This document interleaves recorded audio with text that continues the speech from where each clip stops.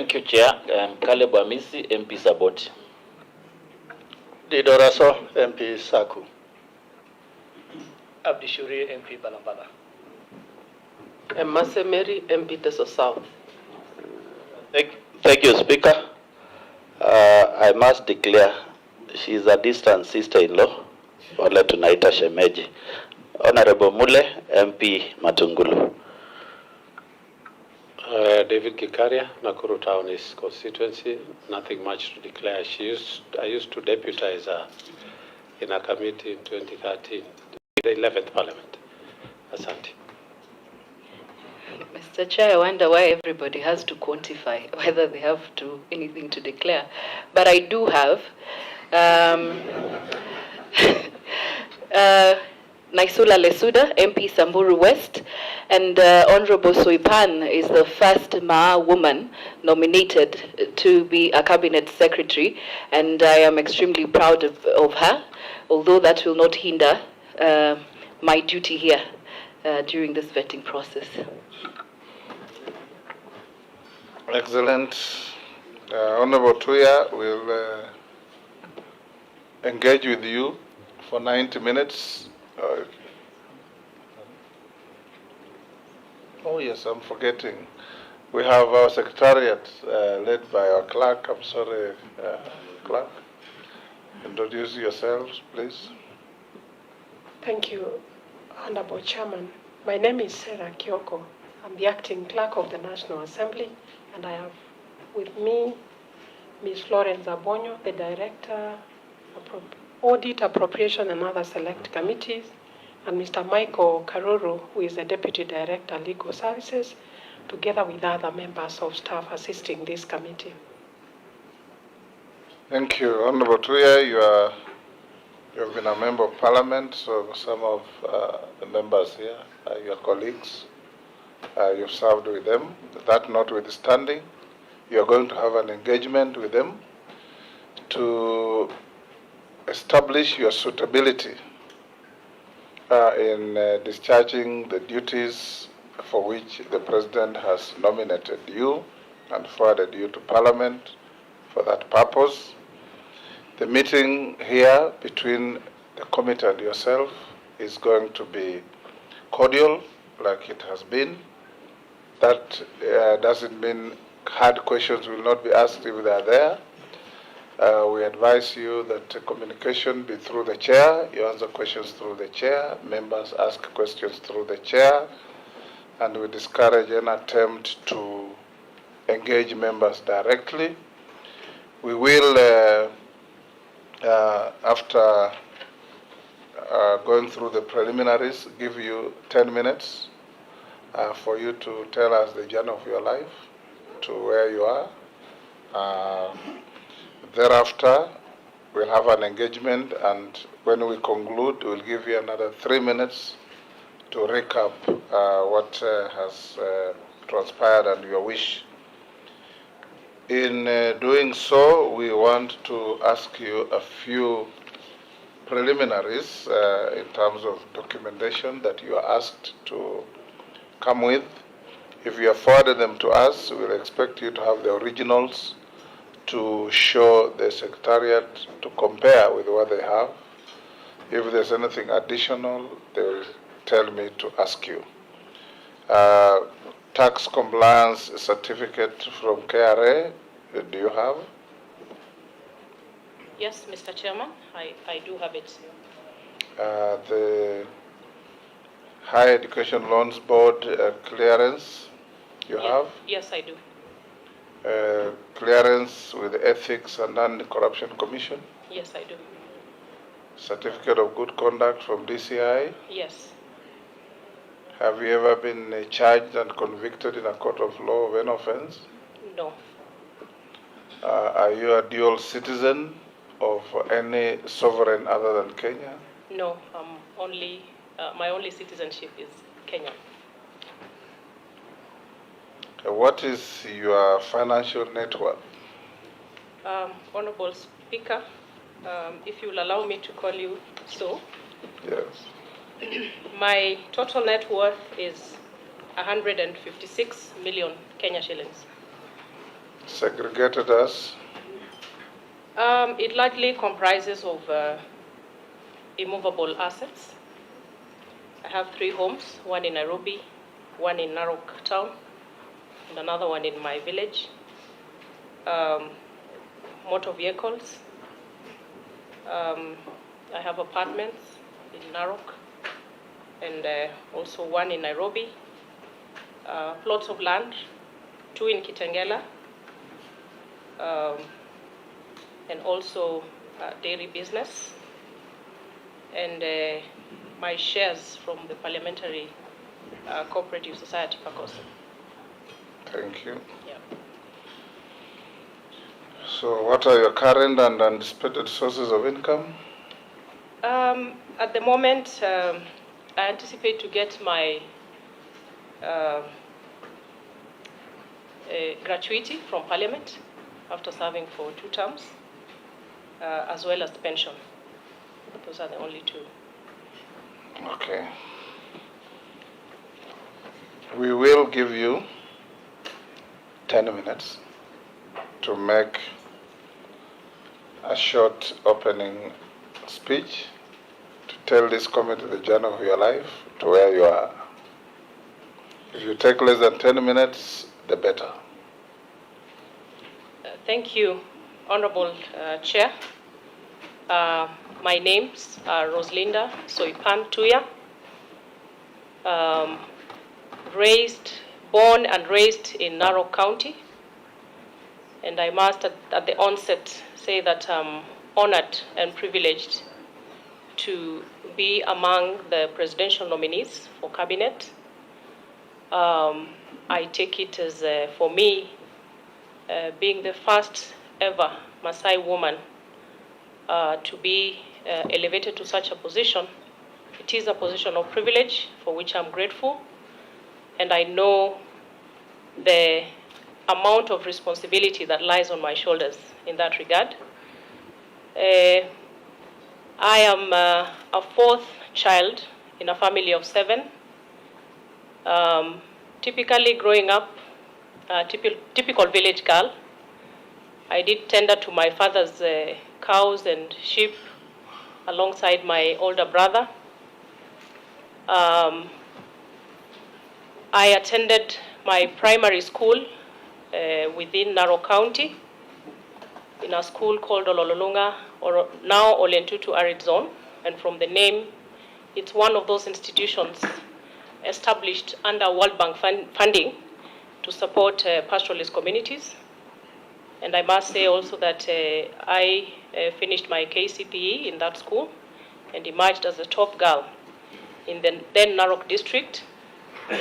I proceeded on to my high school education in Moi Girls High School in Eldoret, but just for a short stint of 2 years, and had to transfer to the Kenya High School for health-related reasons, and completed my high school in 1998 from the Kenya High School. I proceeded to the University of Nairobi School of Law, where I graduated with a bachelor's degree in law in 2002, and immediately went on to the Kenya School of Law for the Advocates Training Program, where I acquired a diploma in law. And thereafter, in 2004, got admitted to the bar as an advocate of the High Court of Kenya. And a few years later, after working for about 5 years, I secured a scholarship to study a Master of Laws in Sustainable International Development in the University of Washington in Seattle, USA. Honorable Chair, and I must say at this point that I consider myself a product of opportunity. And I say this because my father happens to be the only one of his 15 siblings to have acquired an education. And the story is long, but even his having to go to school was by chance. And in that regard, then, there followed a series of opportunities for my siblings and I. including a few of close family members. But the reason I emphasize this is because I have hundreds of cousins and close family members who have not had an opportunity like I did, just because my father had a chance to go to school. And that has been a driving force for me, because having started off as the village girl that I spoke about, up to a point where I had an opportunity to study abroad on a scholarship, the only difference for me and countless other young girls, particularly from my community, is opportunity. And that has always pushed me to be able to find a space for that next girl, because I know how important it is to afford somebody an environment to explore their potential. Honorable Speaker, coming to my career progress in terms of work, and I will relate it with the docket for which I'm nominated. I must state that my love and passion for environment again began at a very tender age. My father happens to be a very strict environmentalist. I remember growing in the village, I learned from a very early age the value of a tree, because you could not cut the branch of a tree from my father's homestead without his permission. And that set the pace for me to know the value of the environment, the value of trees. And my nomination comes at a time when I think Kenyans and the citizens of the world, we need to embrace environmental ethics if we are to save ourselves. My first job assignment was with a local non-governmental organization called MPIDO, which basically focused on integrated pastoralist development initiatives. And I joined in as a legal officer, and one of my main assignments was public interest litigation, coordinating issues of land and environmental governance. And one of the cases that I got involved in at that early stage of my work was offering technical support and mobilizing resources to support the famous case of the Ilchamos community, centering around the effects of the prosopis plant, that invasive plant that has become a menace, not just for that community, but many other communities in this country. And I think with that early engagement, and it is coincidentally, at this point, it is an issue that we must confront as a country. And I think with my interaction then with fact-finding and establishing ways of making sure that these communities do not have to suffer the effects of an invasive plant for which they had no contribution to its existence, sets me in a good place to be able to find a once and for all lasting solution, not just for prosopis. We have many other invasive tree species, like the cactus in the north. We have the hyacinth, which is choking our water bodies, and many others. At that point, I also got to participate in various regional and international fora, still in the area of land and natural resource management and governance. This include the African Commission for Human and People's Rights at the regional level. I also got to participate in various fora of the UN Permanent Forum for Indigenous Peoples, including being a member of the Indigenous Women's Caucus that again focused on matters climate change and the role that women played in matters mitigation and resilience. My second job appointment, Honorable Chair, was in the Ministry of Justice and Constitutional Affairs then. I got seconded to the ministry as a UN volunteer specialist, and most of my work revolved around providing technical support in the development of the then National Action Plan and Policy for Human Rights. I also got to engage in developing policy briefs focusing on Kenya's obligations arising from regional and international human rights instruments. And after that, I joined the Kituo cha Sheria. It's an access to justice organization. I joined in as a legal aid coordinator and then again served on a very brief stint as the acting executive director. Most of my work again centered on public interest litigation, supporting indigent Kenyans, and notable cases that we dealt with which relate to the docket for which I'm nominated. I dealt with a case in the Tana Delta ecosystem, focusing on the environmental impact of government projects in very fragile ecosystems. Another one was a matter concerning rampant cancer cases in Marsabit County, largely attributed to oil exploration initiatives in that region. And what we were looking at and prosecuting on behalf of the communities as an interested party, Kituo cha Sheria, was to make sure that we insisted on the sustainability of any initiatives that would be established within community lands.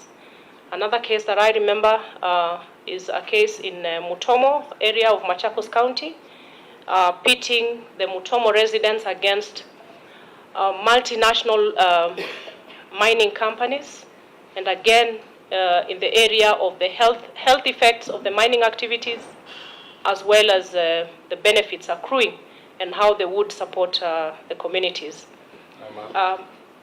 Honorable Speaker, 1 minute. After Kituo cha Sheria, I got a chance to work with the USAID on 2 projects, one called the Promara and another one, the Justice Project. I will ask for just 2 minutes and I'll finish. Promara, from its name, it centered around the governance issues around the Mara River and the large Amao Forest Complex. I got to interact with government agencies, community engagements on participatory forest management, and even the Water Towers Task Force then, which now is the Water Towers Authority or Agency. After working with the USAID, I made my debut in politics in 2012 and served for 10 years as the woman representative for Narok County, and also served in the National Assembly as the first chairperson of the Speaker's panel, duties which I believe I did to the best of my ability. Let me state that one of the things that I did as woman representative for Narok County was to encourage our communities to engage in expanding their horizons in terms of looking for alternative sources of livelihood rather than, depending only on the pastoralism, again because of the adverse effects of climate change that we are seeing, which are destabilizing the economies and livelihoods of these communities. I also focused on assisting women to think about clean sources of, or rather green energy in the domestic cooking, purchase of improved cook stoves, and as well as briquetting, again to divert attention from biomass fuel, which is largely what our local communities are consuming now, and it is coming to compromise the need for us to green our country. And right now, I'm serving as a nominated senator and nominated by the United Democratic Alliance. Thank you, Honorable Chair. Thank you, Honorable Tuya. I'll now open the floor to members to interact with you, starting with the Deputy Speaker. Thank you, Honorable Chairperson. Like I said, I already declared my interest. The nominee having been one of my top students at the university, but I will in no way be biased, as I can ask her questions as a teacher. Yeah, I mean, when you think of Kenya's environment, what people are asking, the most basic things, the ban on one-use plastic, the initiatives to try and include recycling to happen in this country, and then also to use renewable energy as an option to avoid destroying the environment, and of course the need to reduce carbon emissions as required by the Kyoto Protocol, which Kenya is in fact a signatory. I think Kenyans would like to hear what you're going to do about that, because the most basic of the environment, and none of it has happened in 59 years of independence. Thank you. We'll take batches of 4, then come to you to respond. The Honorable Chungwa. Thank you, Honorable Speaker. Just want to know from the nominee, Honorable Soipan, I'm sure you've traveled across the world as a member of parliament, and probably even before as you studied in Seattle. And in most cities in the world, properties fronting rivers are usually the most expensive and best places to live in. But in our own city here in Nairobi, all the properties fronting the river, nobody wants to be near them. Whether it's in Lavington, in Kilelesho, or anywhere in the city. What do you intend to do as the minister now in charge of environment, if approved, to make sure that you clean up our rivers and stop the habit of either residents of our residential areas from dumping into the rivers, and the very huge pollution happening from our industries, from upstream all the way from the sources of these rivers, and downstream as you go towards Ukambani, especially around the areas of Mlolongo, an industrial area here in Nairobi, in cleaning up the Nairobi River, and indeed other rivers across the country. Thank you. Wandai. Yes, Honorable Chair, Honorable Soipan, there is the grave issue of encroachment on forests and forest lands. Sorry, I haven't heard your voice on this matter, particularly considering the fact that you come from Narok County, the home of the great Mau forest. And you know the encroachment into Mau has caused serious devastation downstream, including other counties that are in Nyanza and elsewhere towards Tanzania. What is your view, really? Because now you must help us understand what your view is on the issue of conservation of forest, and especially the Mau. What is your take on the settlements that have happened in the Mau in the past number of years, including settlements by people of means who have set up farms, sometimes factories? Your silence on this matter is too loud for our comfort. Thank you. Robert. Yeah, thank you, Speaker. My name is Robert Mbui, Member of Parliament, Kadhiani. Sorry, I missed the introduction part. Now, Chair, you'll allow me to raise this because some of these things are in public domain. The nominee, while acting as Speaker, chairing sitting of Parliament,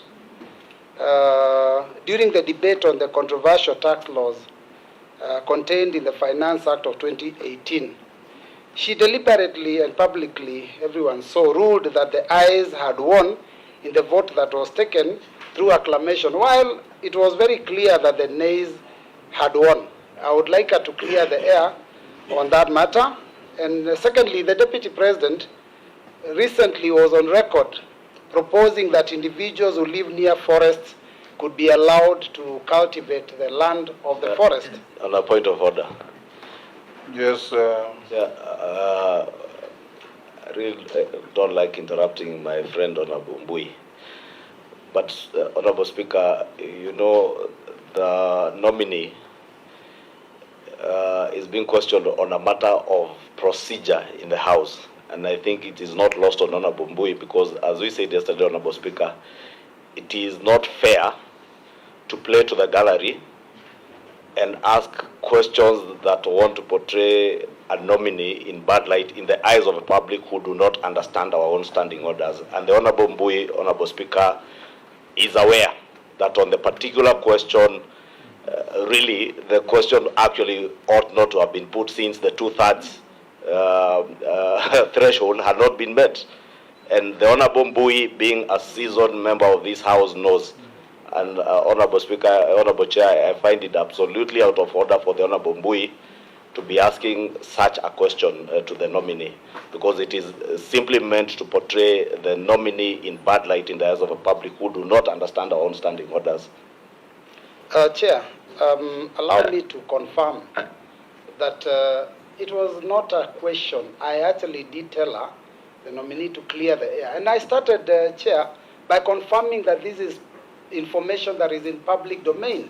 And in fact, went on social media, and all over the country, people are making jokes about it. So it's important, as we do the vetting, that some of these things that are not publicly come out so that the nominees can clear the air. I even already have the answer, but we are giving her an opportunity because we are giving her a chance so that she can talk to Kenyans. So, Mr. Speaker, I was talking about the controversial Shamba system. I thought you had finished.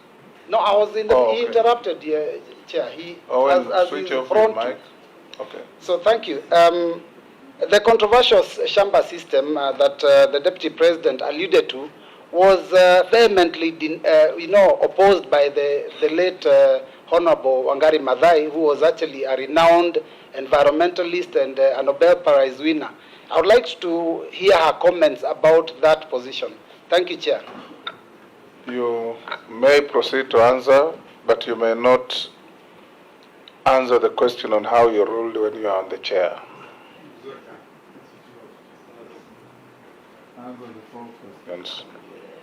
You know very well, Robert, even speakers hold quasi-judicial authority.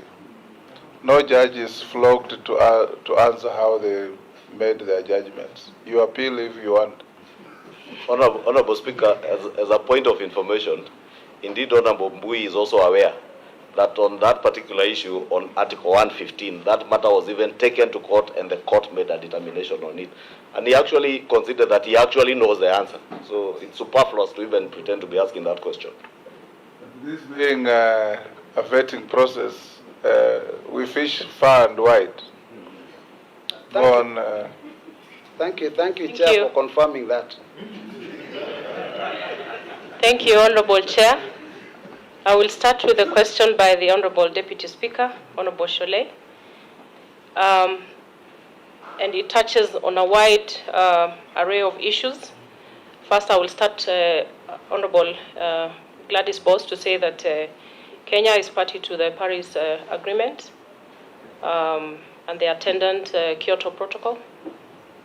And with that come a number of obligations touching on how to combat the number of issues that we have raised with regard to the amount of carbon emissions that the country is making, and I must start by saying that Kenya has been on a very good trajectory, because within the Paris Agreement, we are required as a state party to formulate nationally determined contributions. And the nationally determined contributions speak to the actions, the national appropriate climate actions that the country must take as a member of the global village to make sure that we are curbing the amount of carbon, greenhouse gas emissions that we are releasing to the air.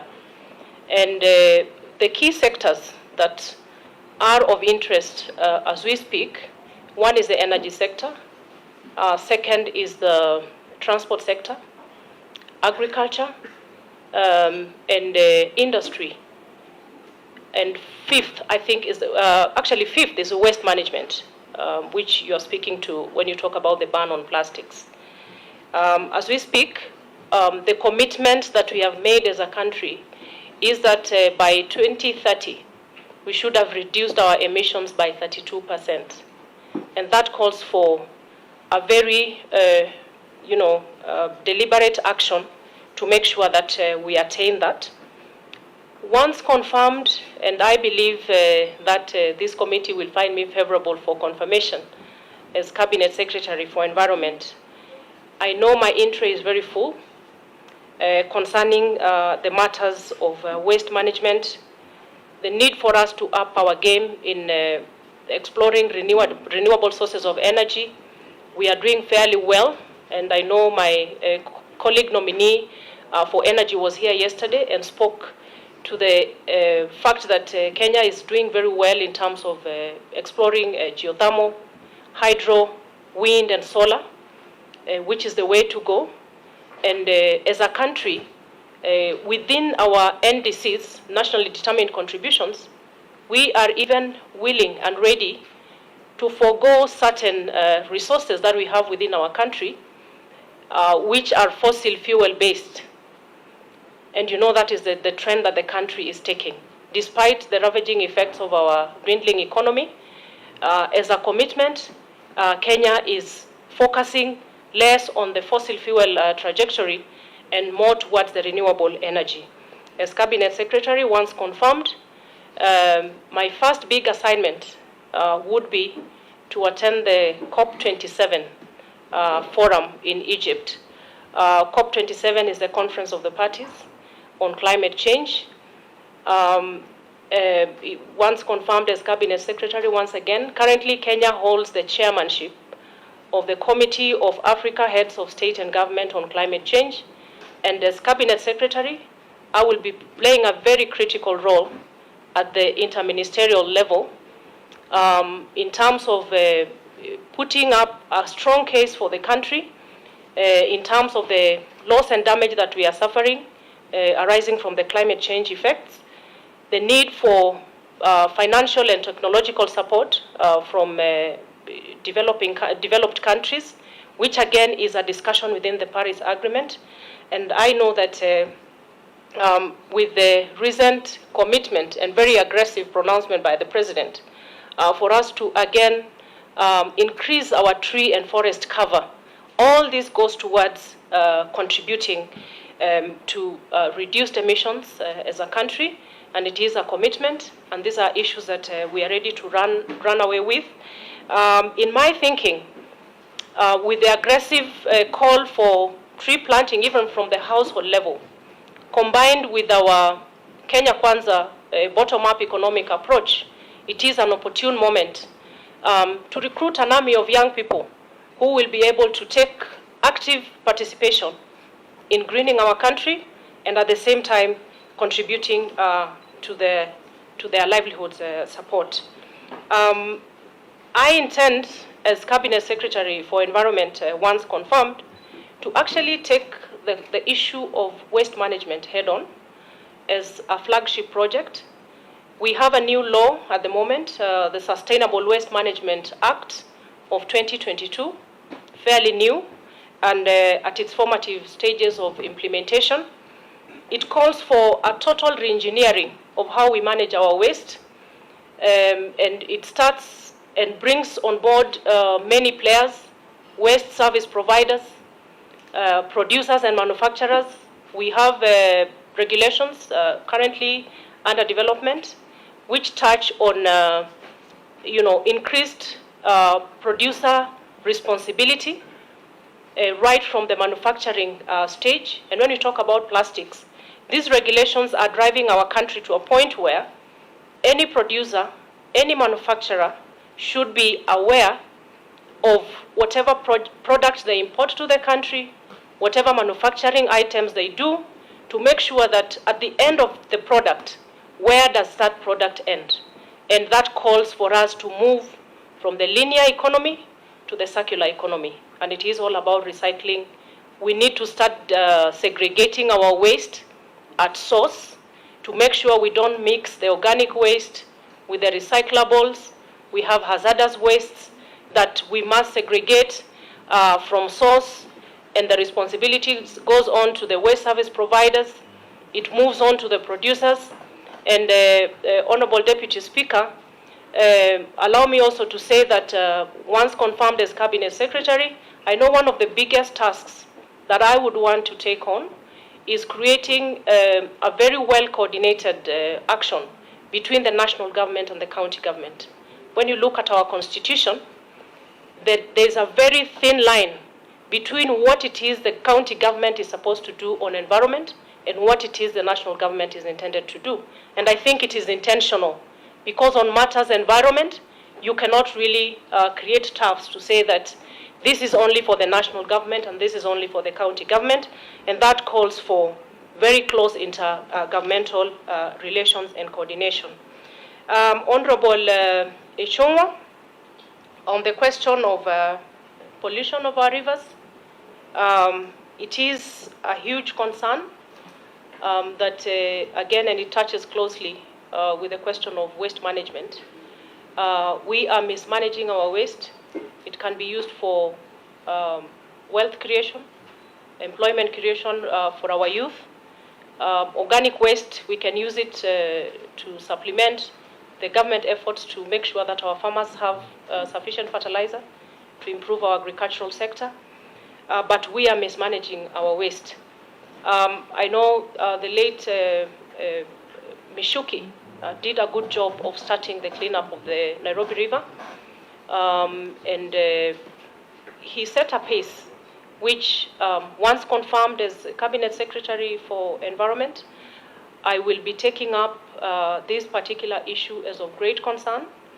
Currently, we have certain water bodies where the plastics are more than the fish. The livestock are dying because of the plastic, ingestion. It is high time, Honorable Ishongwa and members of this committee, that we really have Kenyans.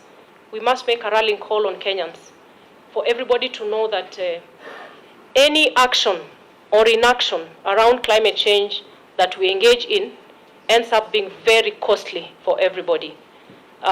So I intend to be very hands-on on matters cleanup of our rivers. Honorable Wandai, forest encroachment, my silence is not as loud as you said. If you go to the parliamentary Hansard, you will indeed find instances where I have stood out, and very strongly so, to defend the need to conserve our forests, and Mau Forest at the core of it being that it is domiciled in my county. A lot of effort has gone into working around the Mau issue.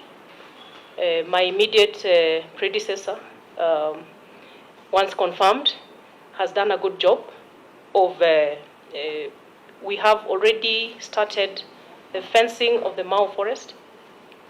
The first phase is done, and I have looked at the the pending budget for completion of the fencing of the Mau.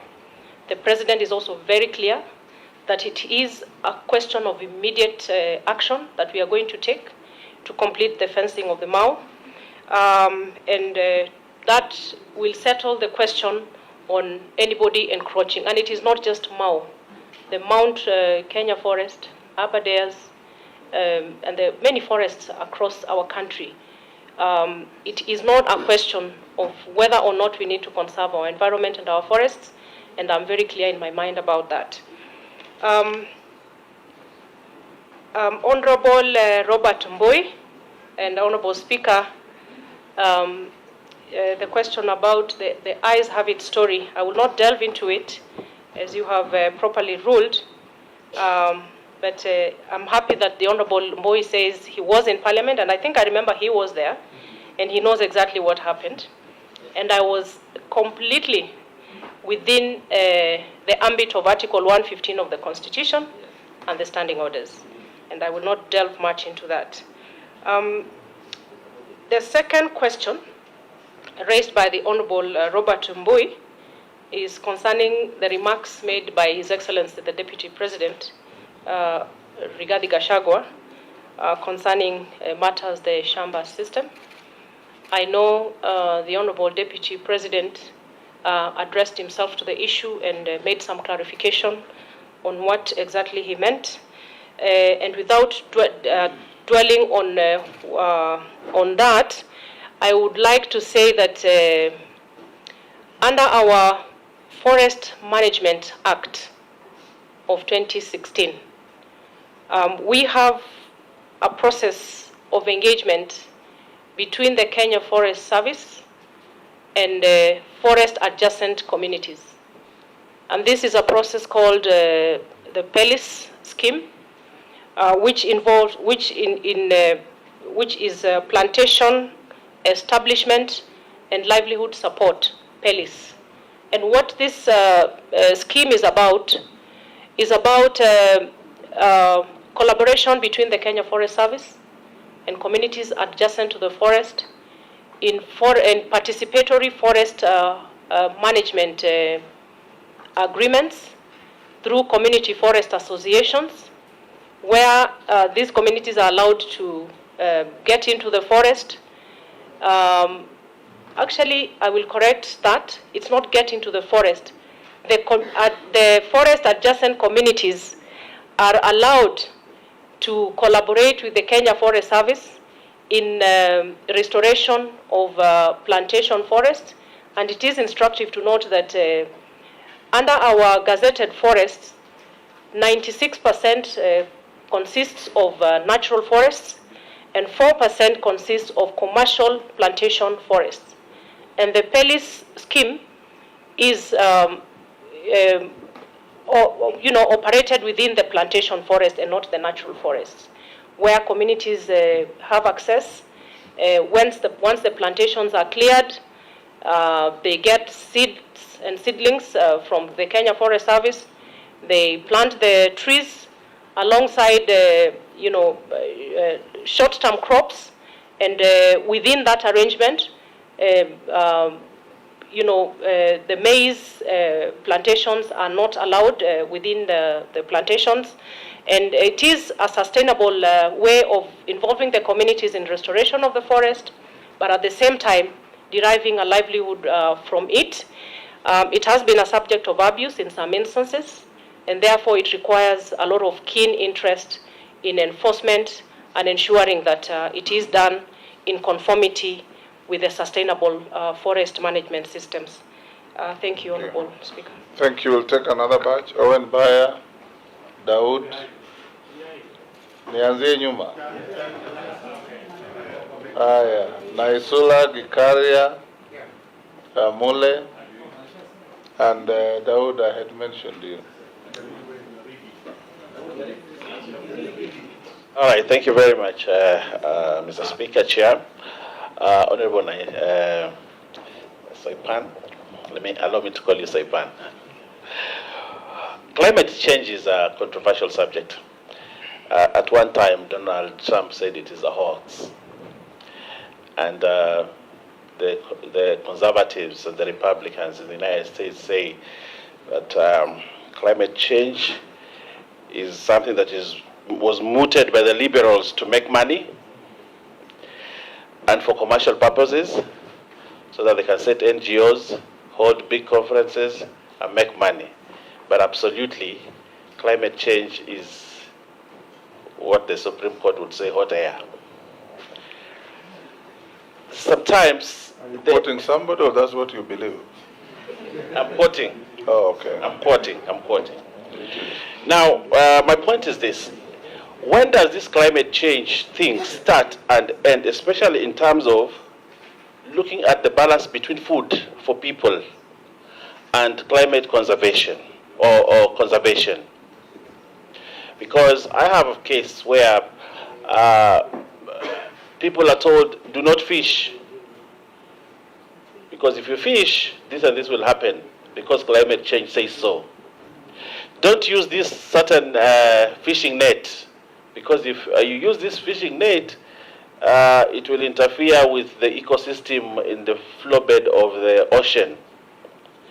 So people go hungry, and yet they live by the riverbank, they live by the ocean, just because of climate change.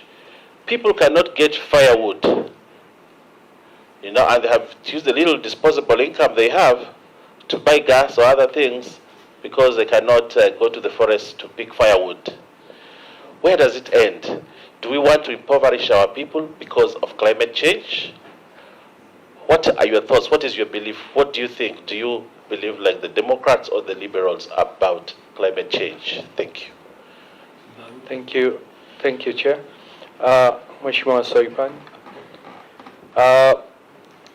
What are some of the recycling methods that you think this country can employ, keeping in mind that all the rubbish waste in the counties are dumped mostly in forested areas, and there is no way of, you hear in Mombasa, in Meru, in Kisumu, in all the big towns, there's so much rubbish everywhere. But disposing it off, it all goes to the forested areas. In your opinion, or in your policy directions, how are you going to tackle the rubbish, and what could be recycled? What would be the policy? Regarding carbon credits, what is your take on carbon credits? Thank you, Chair. To the nominee, there are communities that are actually embracing conservation, and I'll use an example of my community who live around Kirisia Forest, who in 2019 voluntarily moved out of the forest and conserving the forest. Now, my question is, how do you intend to enhance participatory forest management and ensuring the forestry sector makes a contribution to poverty eradication? And my second question is this whole issue of corruption. I've seen that this administration is very keen, which is a good thing, on planting of trees, and a lot of money will be allocated to your ministry. And you know, as Kenyans, we get worried when we see a certain project at a certain time receiving so much money, knowing that someone can easily say, I planted trees and there was no rain and the trees died. So how do you ensure that you make sure that then this doesn't become a big scam? Thank you, Chair. This climate change is actually, it is real, though by saying is hot air. You know, and I'm saying this, if you come to Nakuru, the Rift Valley basically, in Baringo, where we have Lake Bogoria, Lake Nakuru, Naivasha, the lakes are swelling to unimaginable levels.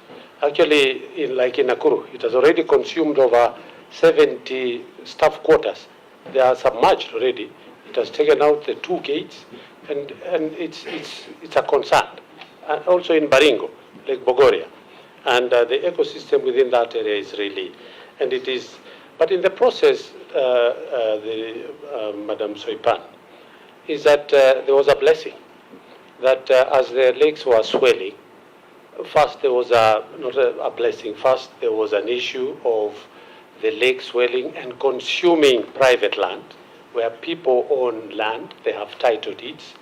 And when the water was rising, it actually displaced almost 5,000 acres, and the owners were never compensated. But with that came with some blessing, where I don't know where fish came from. And there was a lot of fish suddenly. There was a Mzungu who was doing fish farming, and those ponds broke, and I think all the fish went, and the population. But now here is a Kenyan whose land has been consumed by the water, and fish is there. And when they go to fish on their farm, but water from the lake, they are arrested. I mean, it doesn't make sense. I'm fishing from my land, and you are arresting me. And it is serious. I said, I think just the other day, just last week, 2 young boys were jailed for 4 years. I was telling about when we had, I think it was Kindiki, on matters to do with the pro bono thing by the government. So I would really want you to address why KWS would arrest, and yet the boundaries of KWS or Lake Nakuru, as it is known, the park, they are known. But people are fishing outside the boundary and they are being arrested. So this is something that I would want KWS and maybe to give us some answers as to what would be happening. What is the compensation even for the people who are? These are just normal people earning a living. Thank you, Kikaria. The last one. We've heard the story. So the question is, what measures are you going to take so that people can be able to earn a living out of their own land? Secondly, is that Kenya hosts the headquarters of both the United Nations Environment Program, UNEP, and the UN Habitat. How do you intend to ensure that the country is at its forefront of protecting existing forests, expansion of afforestation, and promotion of sustainable and clean environment? Thank you. Mole. Thank you very much. This goes to the nominee. As you are aware, Honorable Soipan, Kenya is a signatory to COP26, the United Nations Climate Change Conference, which happened last year. And the declaration is very clear that deforestation and land use must be put to the proper use. But this brings me the question whereby the appetite of land buying companies going for the large scale land within the country and subdividing it into very small pieces for profit making and leaving the host community in variable situation whereby animal migration for the pastoralists not to move from one corner to the other to subdivide, and that also caused conflict between tribes and neighbors within the country. I would wish to hear what is your interventions and to be employed to deal with this issue to ensure that we have a sustainable land use in this country.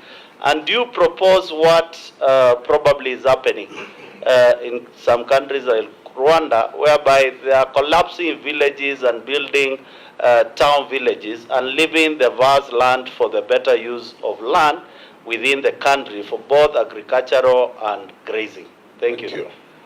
We can take one more. Marcel. Thank you. The nominee. Conservation is a function of both county and national governments. What plans do you have? How will you ensure that there is collaboration in environment conservation between the two levels of government?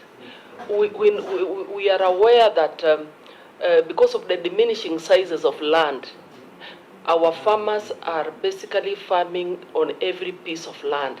There is serious deforestation, especially for some of us who come from hilly areas. You know, people have cut all the trees and they're trying to plant something to be able to put food on the table. So how are you going to collaborate with county government to ensure that we address the challenges? Thank you. Soipan, you can answer those 6.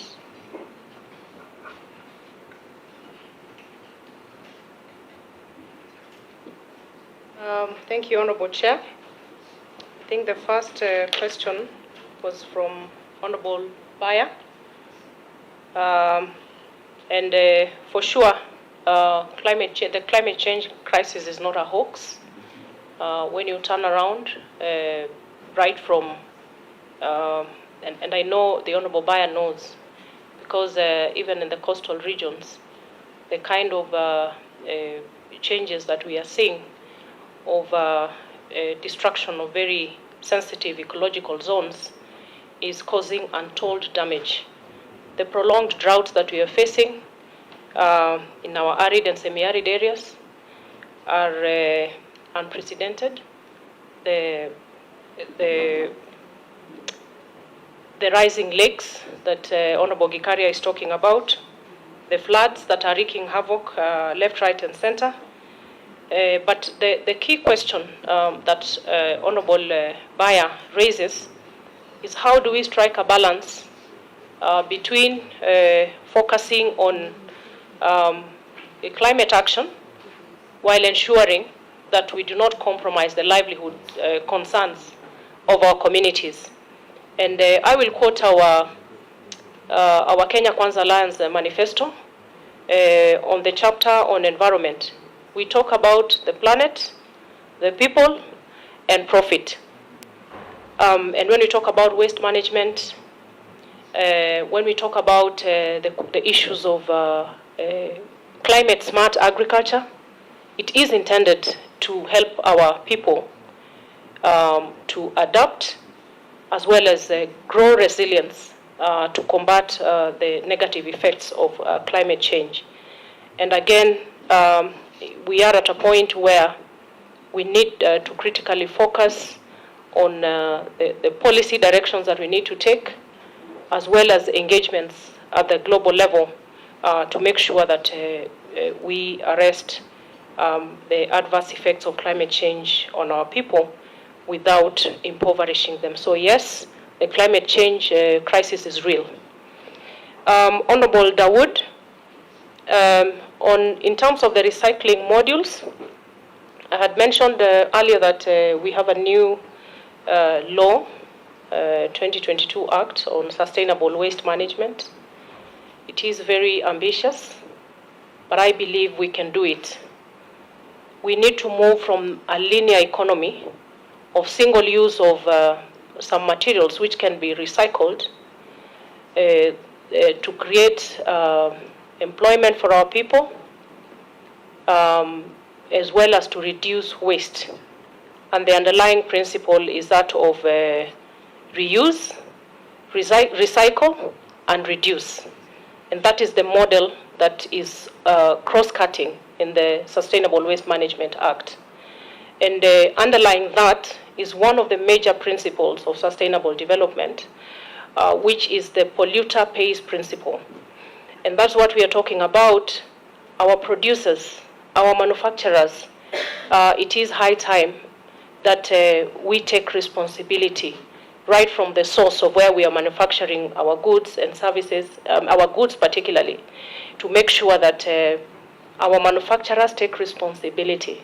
If it is a bottle of plastic, water bottle, we have banned plastics, single-use carrier bags, and the flat bags.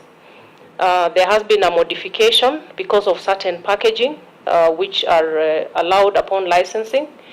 But really the direction we should be looking at is, because plastic is a petroleum product, and they contribute to a very high release or emission of greenhouse gas emissions in this country. And we need to get into a serious discussion.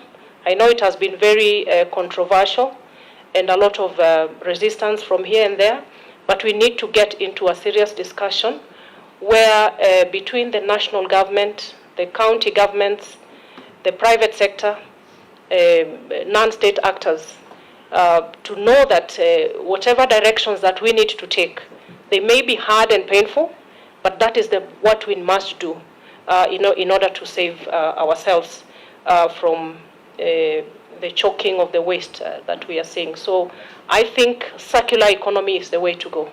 And when we start with the basics of how we handle our waste right from the domestic level to the waste service provider, to the county governments in terms of how to deal with our landfills, which are an eyesore everywhere.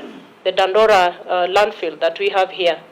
We have countless young people, and for lack of a better term, I would call them the landfill community. Young people who are always scavenging and ravaging through the land,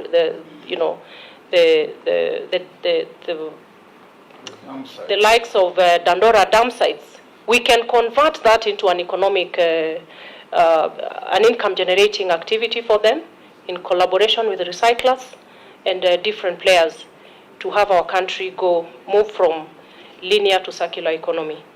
On the question of carbon credits, my take is that we have a huge opportunity lying under the carbon trading practice. We might not have explored it to our greatest potential. The first place to start is to start with a policy on carbon trading, and being that we are having a discussion here with the parliamentary committee, I think it's a direction that we need to take, because as we talk about climate action, we must explore alternative sources of funding. Because when we talk about they call it the just transition, for example, going 100% green. It calls for resources, it calls for technology, and carbon trading is one source of potential source of funding that we need to explore. I know certain entities like Kengen are already successfully trading in carbon, and certain non-governmental organizations. We have a lot to learn and to actualize this, because it is possible for us to do this. Honorable Lesuda, Kirisia Forest actually is a very good example of communities taking part in, contributing to restoration of our natural resources. The participatory forest management is a very potent and important consideration, particularly with regard to community forests, which are under the county governments. Either through the PELIS process, where with close monitoring, awareness creation, and good collaboration between the Kenya Forest Service and the communities organized through community forest associations, this is possible, where then we will be having a symbiotic relationship between the government in terms of communities participating in enhancing our tree and forest cover, while at the same time getting tangible benefits from forest resources. The question of corruption, it is real, and the President has made a clear declaration of a very ambitious tree planting exercise, which I think is the way to go, and an increase of funding to the Ministry of Environment. I will be keen, as the Cabinet Secretary once confirmed, charged with this very critical docket to make sure that there is strict adherence to the procedures that are there to make sure that we have proper accountability and proper use of resources, and